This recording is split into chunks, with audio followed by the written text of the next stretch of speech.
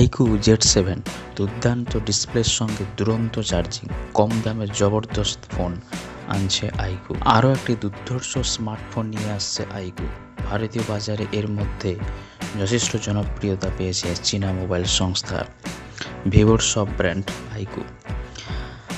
আর এবার আরও একটি জবরদস্ত মোবাইল নিয়ে ময়দানে আসতে চলেছে সংস্থাটি।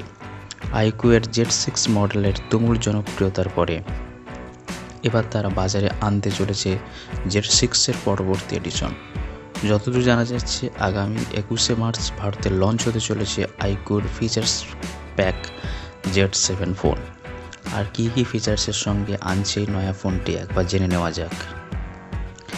আগামী 21শে মার্চ এদেশের মাটিতে লঞ্চ হতে চলেছে ফোনটি। যতদূর জানা যাচ্ছে সংস্থার ইউটিউব চ্যানেলের মাধ্যমে লাইভ স্ট্রিমিংয়ের মাধ্যমে অনলাইনে লঞ্চ করা হবে ফোনটিকে। iQOOর সোশ্যাল মিডিয়া চ্যানেলগুলোতে সরাসরি সম্প্রচার করা হবে ওই লঞ্চ অনুষ্ঠান। ইতিমধ্যেই নেট দুনিয়া ফাঁস হয়ে গিয়েছে iQOOর Z7 মডেলের ফার্স্ট লুক, যেখান থেকে অনেকটাই জানা গিয়েছে ফিচার্স ও স্পেসিফিকেশান সম্পর্কে। যতদূর জানা গিয়েছে আয়তকার রিয়ার ক্যামেরা হাফ থাকছে মোবাইল ফোনটির বাঁ কোণায়। ফ্ল্যাট এজ এবং ওয়াটার ড্রপ নো স্ক্রিনের সঙ্গে আসছে ফোনটি। আপাতত নীল রঙে লঞ্চ হচ্ছে ফোনটি। আগামী দিনে মোবাইলটির আরও কয়েকটি কালার ভ্যারিয়েন্ট আসবে দেশে। আপাতত লঞ্চের পর ই-কমার্স সংস্থা আমাজন ইন্ডিয়াতে মিলবে এই ফোনটি। মিডিয়াটেক ডায়মেনসিটি 920 চিপসেট ব্যবহার করা হয়েছে ফোনটিতে।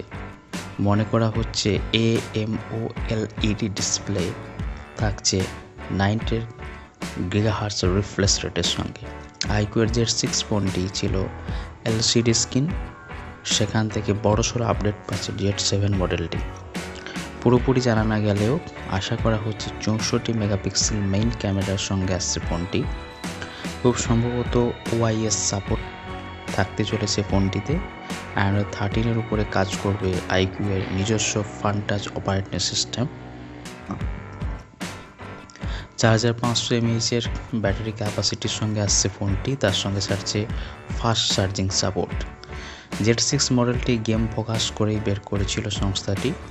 এই মডেলটিও তেমন ফোকাস রয়েছে কিনা iQOOর তা এখনও কোনো স্পষ্ট জানা যায়নি। তবে মনে করা হচ্ছে মধ্যবিত্তের বাজেটের কথা মাথায় রেখেই ফোনটি আনা হচ্ছে। 20,000 টাকার রেঞ্জে মিলবে এই ফিচার্স প্যাক ফোনটি। 5G কানেক্টিভিটির সঙ্গে ব্লুটুথ, ওয়াইফাই, জিপিএসের মতো একগুচ্ছ ফিচার্স থাকছে।